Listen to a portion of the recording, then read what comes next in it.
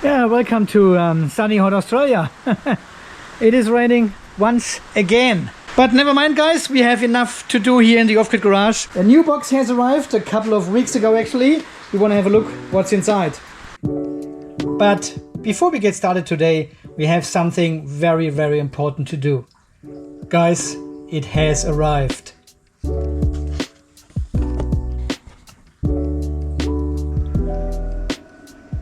A letter from Neil, YouTube CEO. Thank you very much. This award was inspected and packed with great care by Rick. Thank you very much, Rick.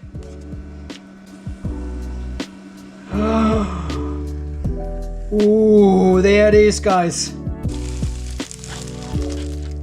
Wow. The silver play button from YouTube.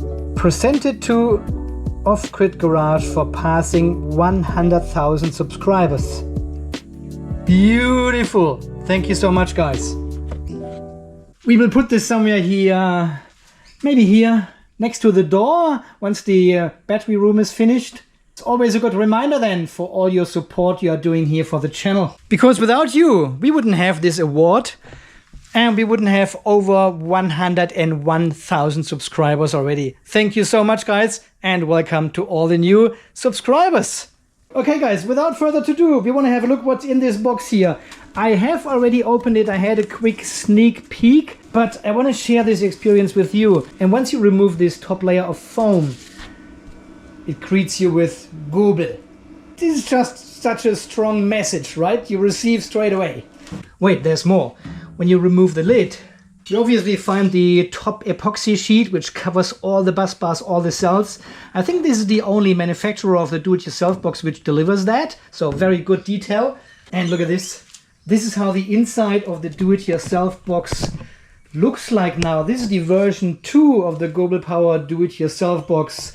If you remember the version 1 of the Gobel Power do-it-yourself kit, had a couple of issues. It was actually their first prototypes they sent me, but they didn't tell me. So I gave it a really hard time and a really bad review and rating. Yeah, these two bottom boxes, do-it-yourself boxes, the holes didn't line up. The whole mechanical structure wasn't great. The overall design and finish was really bad actually. So now they had time to improve the do-it-yourself kit, and this is the result. I think these cables are actually optional. You don't get them by default with the box actually. But look at all this. There's no stuff rattling around anymore. We've got the EVA foam here on the top, epoxy sheets here. Everything is coming in this foam container here with 3 compartments. And there are also 2 slots here, one for the front panel and one for the compression plate. So everything sits in this foam box. Yeah, we've got the metal rails here across the bus bars. Got the JK-BMS in here, accessories. We've got 2 pieces of slotted duct. Little box with all the screws. Actually, this is already damaged here because it was packed in the same compartment as, I think it was the handles, and they are pretty heavy. And during transport, they obviously smashed into the box here, so it's a bit broken. And a couple of these screws actually were flying around here in the case already. So, but apart from that, everything is in these 3 compartments. You can actually take out the whole. There we go. These are all our accessories. And there's more epoxy sheets down here to isolate the cells inside this metal case. And there's also a part list in the box. Nice detail. So first impression, everything is very well packed here in this box. It's very unlikely that your case actually gets damaged during transport. This foam is very, very thick here around the box. And this here protects all your accessories very well here.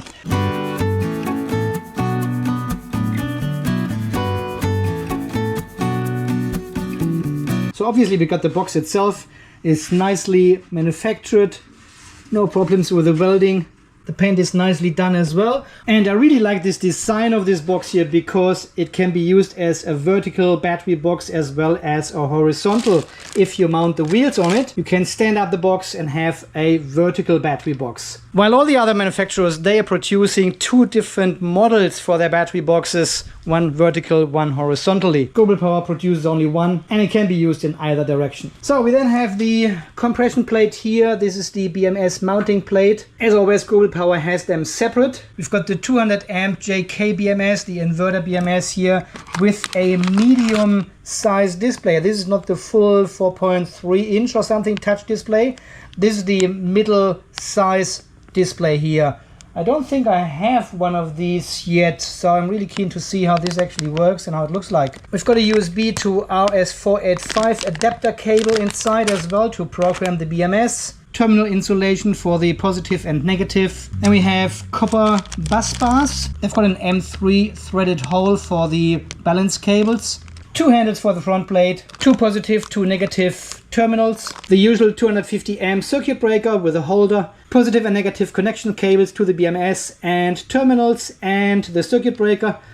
We've got the front panel itself with the standoffs on the back to mount all the components.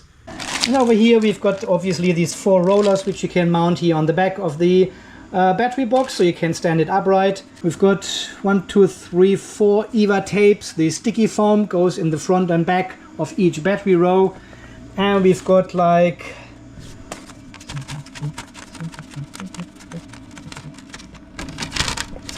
we've got 18 epoxy sheets. The plastic box with all the screws and fasteners. The two rails for the balance cables going across all the cells. And we also have the slotted duct here, which we never had before. So I'm keen to see how this works. And of course we've got the larger epoxy sheets here to surround our battery cells from all sides. So once you install the cells, all these epoxy sheets here will isolate them against the metal frame. Bottom, side, back, front and also the top. And again, there's no further documentation or QR codes or anything else. Not sure what's in here. Now this is just the numbering of the compartments where all the screws are in. Here on the part list, there's no link, no QR code, nothing. So there's no manual provided how to assemble all this together. So let's have a look online. Screen recorder is loading. Oh, it's there now. Okay, so on the Gobel Power website, you will not find the do-it-yourself kit anywhere here in the top menu. You have to go on this little symbol here on the menu and go to spare parts. Yeah, spare parts. It is a spare part apparently. And down here you will find the Gobel Power do-it-yourself kit. It is the version 2 of the do-it-yourself kit. You can select if you want the JK-BMS or the Pace BMS, the PC200, and also if you want an additional active balancer. This is the good old knee active balancer. It's a good price for $92 actually. But if you select the JK-BMS, you don't need it. You can also select the case color, black or white, and if you want a heating pad or not. So further down here, there are more bestsellers, more notes, check part list and assembly manual here.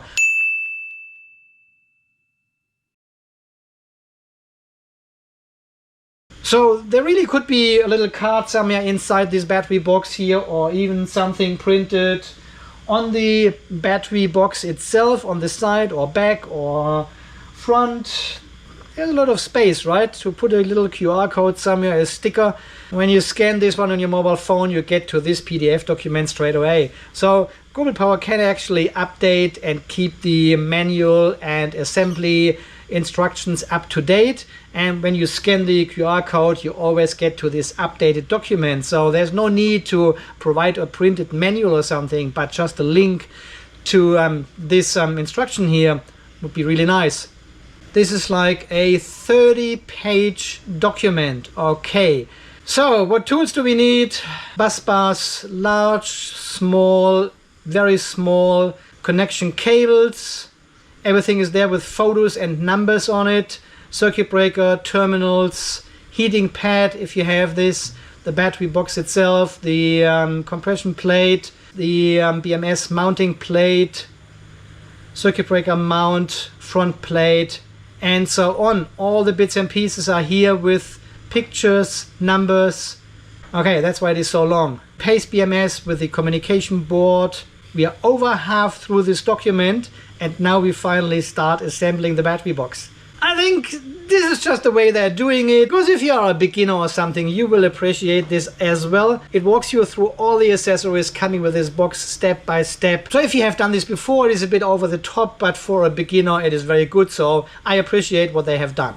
So here, for example, it says connect A7P and A8P to BMS, and these are the parts you need to use and the screws you need to use in this step. So it's pretty good and very, very detailed. I have not seen where this slotted duct actually goes. Let me have a look if this is actually in the part list. No, there's nothing in the actual manual where these slotted ducts are going. Are they going just in here? Wouldn't make sense, right? So I'm not 100% sure what these ones are for actually, because all your balance cables, they go in this metal rail system across the cells like this. So I'm not 100% sure what these ones are for, and they are not mentioned in the manual. So before we start building this battery here, I just cut out these sleeves here around the cables because I want to have a look at the cable size. And you can just see there, this is a 4-gauge wire, so double 4-gauge wire for the negative. And here we have, here you can see 50 square millimeters there for the positive. All right, let's have a look at the current carrying capacity of these two selected cables.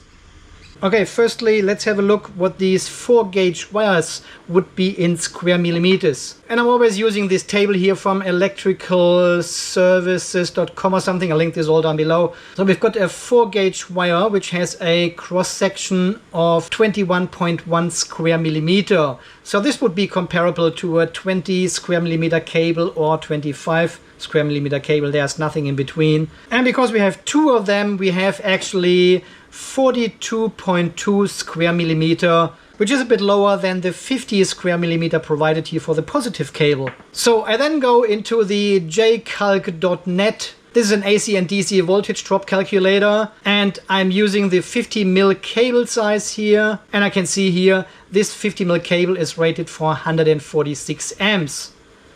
We're not using any of the voltage drop calculation here. I just want to see the actual current rating here for the cable size of 50 square millimeters, or we can do the same for a 25, which is then 97 amps. And as you can see, we don't have a rating for 20 millimeter. There's 16, 25, 35. There's nothing for 20. 20 is a very unusual size. So let's go with the 50, and for the negative here we have to deduct a little bit. So it's probably like 130 amps, I would say. Here the AI tells us actually the current carrying capacity of a silicon cable decreases as the temperature increases. So the current carrying capacity is 100% at a temperature of 150 degrees, but only 71% at temperatures above 160 degrees. And obviously the current carrying capacity is also dependent on the cross-section area. A rough rule of thumb for calculating the current capacity of silicon wire is to multiply the cross-section area in square millimeter by 25. For example, a wire with a cross-section area of 0.5 square millimeter has a current carrying capacity of about 12.5 amps. But if we are doing this here for 50 square millimeter times 25, we are getting actually 1250 amps, and this is certainly not correct. This cable cannot withstand 1.2 kiloamps. At least not for long, right? So here on another website, High Tech Control, linked down below, I found this information here about silicon cables, and they are again sorted in 3 different groups. So, and for a 50 millimeter silicon cable, we can see we've got a carrying capacity of 140 amps, and they recommend a breaker of 125 amps for it. If it is in a ventilated duct, we can carry 168, and in open air we can actually carry 198 amps. And I recommend a breaker with 200 amps for this situation then. So we have now here a breaker. Yeah, this is a 250 amp circuit breaker. So if we have a look at a 250 amp circuit breaker, this is down here. They actually recommend 120 square millimeter cable. So more than double the size as this one for a 250 amp breaker. So there's no recommendation for group number 2, but there's a recommendation for a 250 amp breaker here. This would be a 70 mil cable, so 50% more than this one is. So again, here we can see that the cables are actually not suitable for a 250 amp circuit breaker. And I have read some of the comments under my videos where people claim that it is dependent on the cable length, which is actually not true. It is not dependent how long your cable is, how much current it can carry. If it is 50 millimeters short or 5 meters long, it can carry the same amount of current. And the heat generated per meter or per millimeter is exactly the same with a short cable or with a very long cable. So the carrying capacity of cables is not dependent on cable length. It is only the cross-section and the material of the insulation. Because some people say, oh, because the cable is so short, it can carry a bit more current. No, it can't. If I make this 50 square millimeter cable here 5 kilometers long, we are still bound to 198 amps if it is in free air. So here again, 250 amp circuit breaker and a 50 square millimeter cable, or even worse, a 42 square millimeter cable, 250 amps breaker. Just doesn't fit, right? And this is something we see across the board of all these do-it-yourself battery cases, as well as the pre-assembled batteries. They're all using a 200 amp or a 250 amp circuit breaker for their batteries. And the cables inside are tiny. Yes, they are silicon, but they are tiny. For a 200 or 250 amp circuit breaker, the cables are always too thin. And I'm really asking the question here. Do we actually need a 250 amp circuit breaker for our battery box? Who is using such a battery with 200 amps? Yeah, this is the maximum the BMS can do, but if the BMS fails, this is your last resort of protection then. So who is using 200 amps with these batteries actually? And this is my personal opinion, would be very happy if one of the manufacturers start to supply a 150 or 160 amp circuit breaker, or maybe even a 125 amp circuit breaker, because this is all we need. 125 amps at 48 volts gives you it gives you 6,500 watts from this battery, right? And yes, if you have a short peak demand, you can easily pull 8, 9 or even 10 kilowatt from this battery, and your 125 amp circuit breaker would not trip. If you do this for too long, obviously the circuit breaker will warm up and then it trips at some stage. But mostly our load is under 6.5 kilowatts, you know, and a lot of people have now more than one battery. So if you have 2 of them, this is already 12-13 kilowatt of power with a 125 amp circuit breaker in this battery. And then all these supplied cables and bus bars would be totally sufficient. So I really want to see the first manufacturer from China who is building such a big battery and is brave enough to put a 125 amp circuit breaker into this box.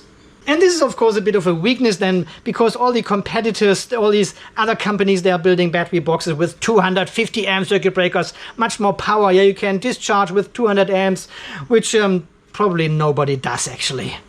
So please, all these manufacturers out there, reconsider. Put a 125 amp circuit breaker in these batteries, use the cables you have, and there will be no complaint. But here with these ones now, this does not fit together, and you have to use an external fuse, an external circuit breaker, which actually matches these internal cables. Unless, of course, you upgrade all these cables yourself to 70 mil, 120 mil, double the size of them. Then you can use the 250 amp circuit breaker. But again, leave your comments down below if you use 200 amps out of one of these batteries for a certain period of time each single day. Just from experience here, 2 electric vehicles, connected the house, all the dishwasher, washing machine, hot water system, pool pumps, irrigation pumps, all this stuff. And I'm running the whole show here from 4, 5, 6 kilowatt, maybe 7 kilowatts peak, 7.5 kilowatt peak here. Never had an issue. A little bit of load management and it is easily possible. Okay, I put all these links for these documents down in the video description if you want to have a look at yourself. Let me know what you think about this combination cables and circuit breakers. All these do-it-yourself kit or battery manufacturers use. I think this is all nonsense.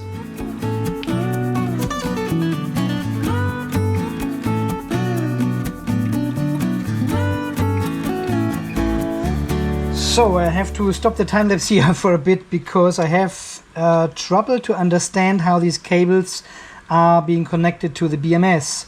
The manual shows that in this picture only here, but this is the pace BMS. And if I scroll a little bit further up in the document, there it is, that this gap in this plate, in this mounting plate, faces upwards. So this is position up. Then we've got B negative here. So do I use the shorter cables, which are called A7, or do I use the longer cables, which are called A8? And here it shows only the pace BMS, and it says connect A7 and A8 to BMS, but it doesn't say which order, where. So I probably have to assemble the front plate first with all the terminals and everything, and then see which cable fits where. So there's a bit of a problem with the manual here with the instructions, and it doesn't really tell us where these cables go.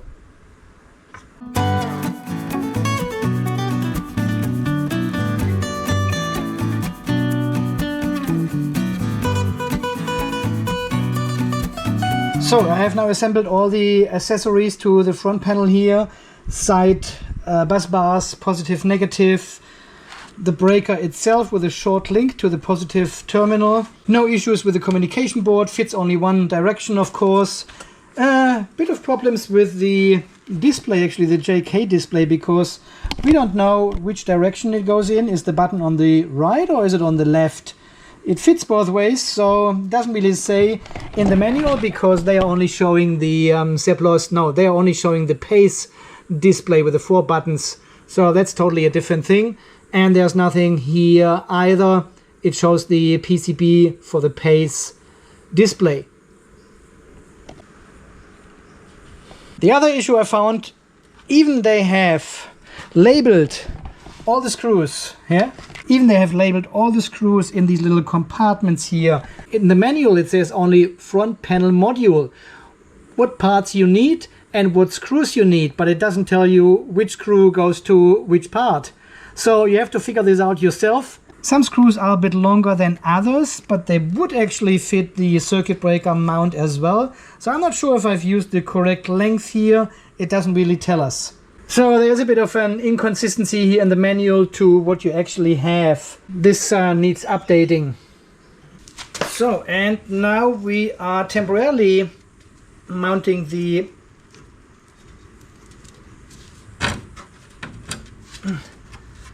front panel, if I actually can.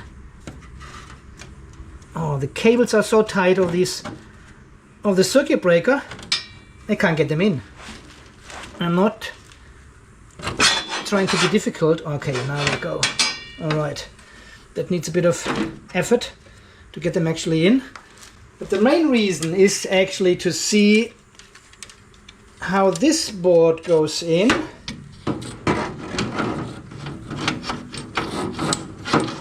And then how do these cables fit here? So I think this is for the negative battery. So A7 goes to the battery, and these two can only go to the negative terminal down there. Yeah, from these 2 screws down there, BMS, to the terminal bus bar over there. So this is missing in the manual as well. You have to figure it out yourself or watch this video here.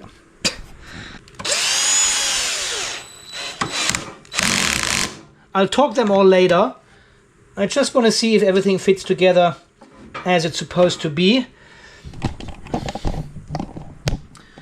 Alright, so now we can see that the mounting plate for the BMS is actually on an angle, so it's really pushed in at the bottom, and here it is lining up with the holes on this side. Yep, so I think I give these two a try and then see if I can reach the one at the bottom here as well somehow. That might be a bit tricky. Yeah. I'm trying.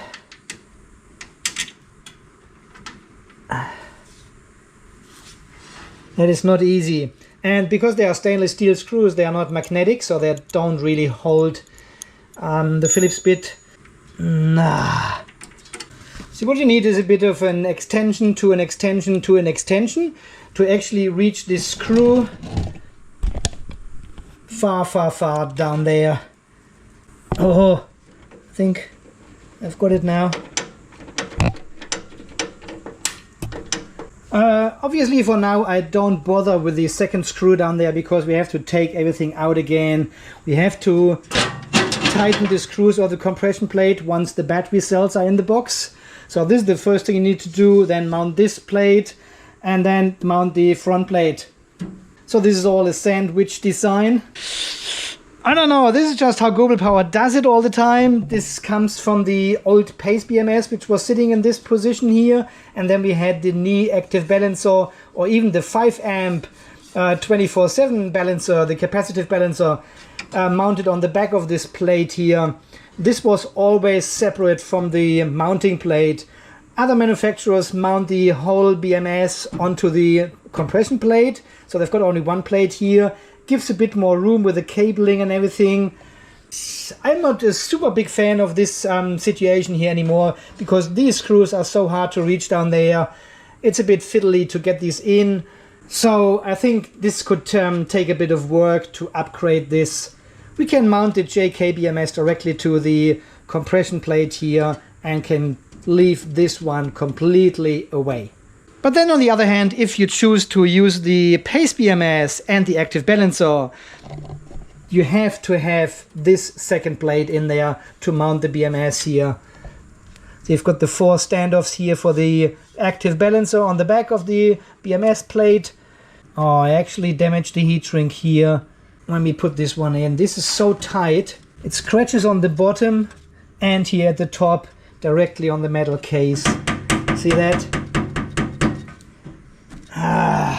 125 amp circuit breaker, much smaller footprint, no issues with the cables. And also don't forget to plug in all your communication cables between the BMS and the communication board here. Otherwise, when this is all mounted, there's almost no chance to get them in anymore. Very hard to do, almost impossible. Alright, and then the front plate can go back in with both hands. The circuit breaker is so big with these cables, there's no easy way to get this all together without damaging the heat shrink. See, I need to lift it up to get over this hump with the bottom cable, but then the top cable is in the way. If I put this on an angle like this and start with the bottom first,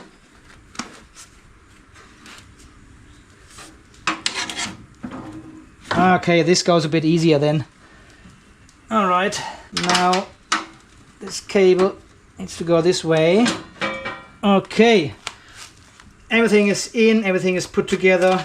And now here comes the big test. Are all the holes lining up? Because this was one of the big issues with the do-it-yourself kit number 1 they delivered to me, which was obviously like a prototype, a pre-production model or something. And almost none of the holes were lining up. So hopefully this is all fixed now, but I think it will be. I think these are the screws we are supposed to use, but they somehow escaped their compartment in this plastic box and are now everywhere. So I start with this one, then we do this one over here. Yeah, that looks much better now. So all these holes are perfectly lining up. This one here for the handle, one front panel screw here. This is all perfectly lining up. So these quality issues are gone, thankfully.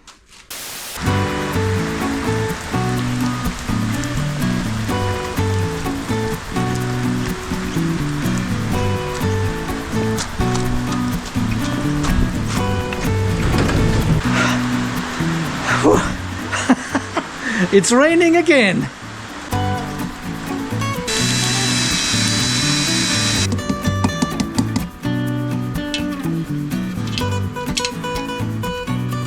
So, and then talking to Gobel Power about this slotted duct here, they actually advised that this is designed for a better and cleaner cable management. Some customers obviously have asked for it because they didn't like how the cables are running in these metal rails. Oh. And so you need to do actually a bit of do-it-yourself work here. Drill 2 7mm holes, line them up, and it fits onto these standoffs here. This is where the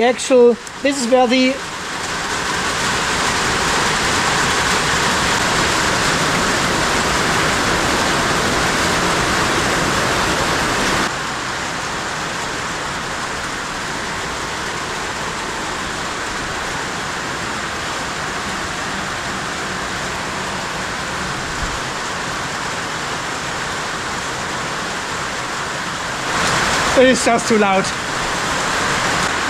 Then this cutout goes underneath here.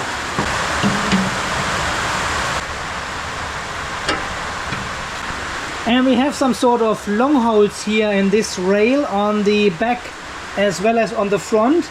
This gives you a bit more play because the compression plate may not be screwed in all the way and hit the frame here. It depends on yourselves and how bloated they already are, or what kind of EVA tape, the sticky foam you use. You may need a bit more space with your compression plate, and hence with these long holes you are a bit more flexible. So obviously you put the cells in first, compress them, and then put these rails on top. Stopped raining. No way. I was just back in the house again. I'm soaked. Yeah, and this is obviously a new cable management system, an optional cable management system. It also works this way.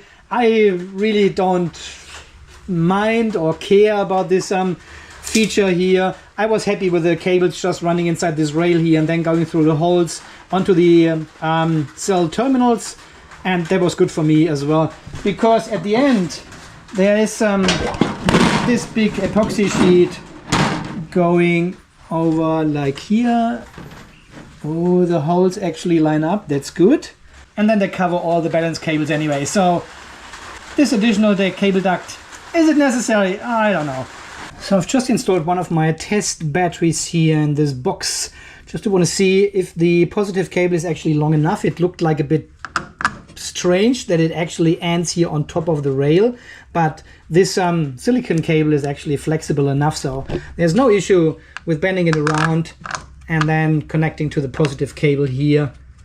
Yeah, this was one of the major upgrades of this version 2 battery box here. They have now used these these 90-degree angled ring lugs at the bottom of the circuit breaker as well as on the top. And this gets rid of this sharply bended cable situation we had before with the version 1 of these battery boxes. So this is actually a good solution, and after you have learned how to get this circuit breaker in and out of the frame here, it is actually fairly simple. You just tilt it to the front and it comes out very easily without damaging the heat shrink. Andy, RTFM. That's all good. But what I discovered is if you use this cable duct, you're actually covering your safety valves of the batteries. Obviously this goes a little bit further this way. So once we install all the battery cells, we have to check if these holes are actually lining up with the safety valves underneath. But if you use this duct, you're covering all your holes anyway. Is that important? I don't know. Let me know what you think about it. There's so much rain coming still. It's crazy. It starts and stops, and then it comes down like freaking mad. Look at this, it goes over the gravel.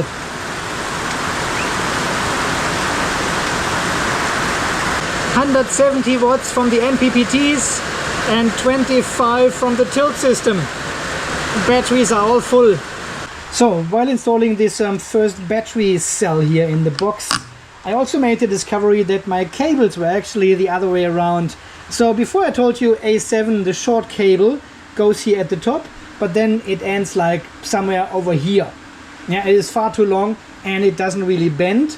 So what I did, I swapped the A8 and the A7 now. So the shorter cable goes down there from the P negative BMS to the negative terminal, and this is still long enough. You can still move the front panel a bit away and can then tighten the screw down there. Yeah, and the longer cable goes actually like this. So one cable goes left, the other one right, and then they're spread apart like this, and then you have enough movement here in the cable to actually reach your negative terminal of the battery. Very, very comfortable. See, it looks like this then. And I think this was the intention in the manual as well. It looked like the cables are somehow going left and right, but I couldn't really tell and it's not really specified. So I reported this back to Gobel Power already, and they will update the manual accordingly to be more specific which cable goes where. So A8, the longer cable, needs to be at the top. I'm learning as well as you are. Okay, my friends, I think this is the assembly of this Gobel Power Do-It-Yourself kit version 2 here. We have installed, mounted and put together the main components of this battery box here. Everything works pretty well and fits nicely together. And once I have updated their manual online, it shouldn't be a question anymore which cable goes where, which exact screws you need to mount the circuit breaker. So all this should be updated in the manual. So, and in the next step we need to mount the battery cells inside this box here. But before that we need to put this box on top of all the other Gobel Power boxes we have there in the battery room, because this will be our Gobel Power of Tower, Tower of Power, Power of Tower. You know what I mean. So, and we want to install the EVE MB31 cells here in this battery case. I really want to build a 16 kilowatt hour plus battery here and see how this performs.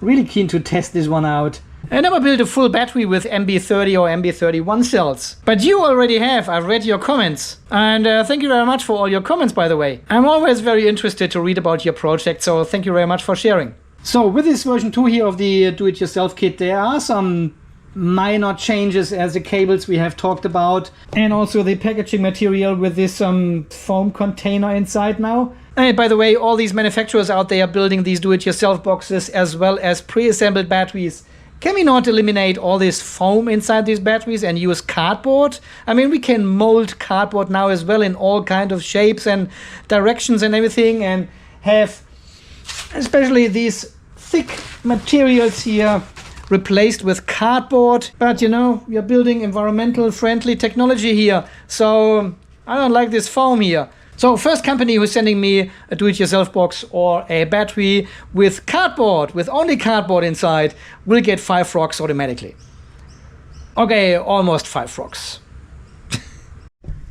All right, my friends, there you have it, the Gobel Power Do-It-Yourself Kit version 2 with the 200 amp JK inverter BMS, some minor cabling changes, some additional slotted jack for cable management, and some upgrades in the packaging. So all in all, this is one of the best do-it-yourself cases out in the market. I really like the versatility of it. So you can use it as a horizontal or stand it up as a vertical battery then with the rollers on the bottom.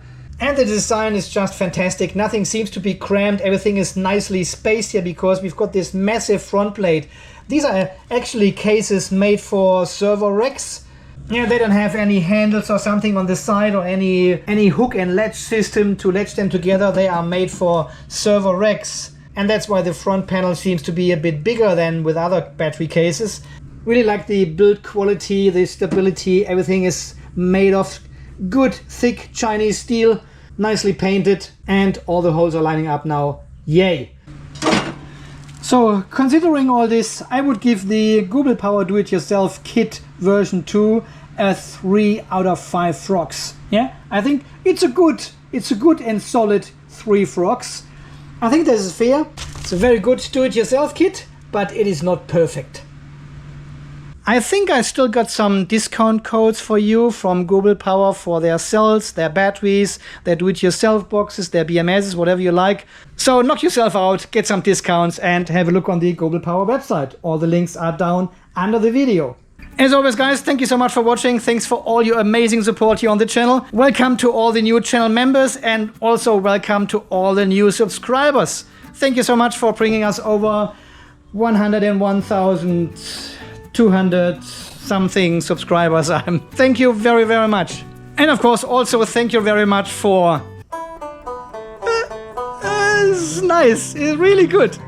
Without you, I wouldn't have this. So thank you so very much. My friends, until the next video when we do something different, probably installing these battery cells here, doing a first charge and have a look at the quality of the MB31 cells. By the way, they are coming from Gobel Power as well. Super, super high quality cells they have. And I hope I can make this video before Christmas. If not, it will come shortly after Christmas then. So if you don't see each other anymore, you have a wonderful and beautiful Christmas with your family. And if you don't celebrate Christmas, enjoy the days off. Regardless, this is actually the time where everything gets super hectic or everything slows down. It was very hectic here at the beginning of December when we went on holiday, and now we are back and preparing everything for Christmas when the family comes home. But here from a pure video production standpoint, it seems to be slowing down a little bit until the new year. So enjoy your pre-Christmas time. And until the next video, guys, you stay charged, stay safe, and thanks again for watching. See you then. Bye-bye.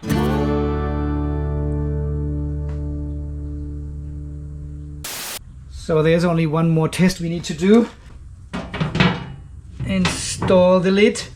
Yeah, holes are lining up. What about this side?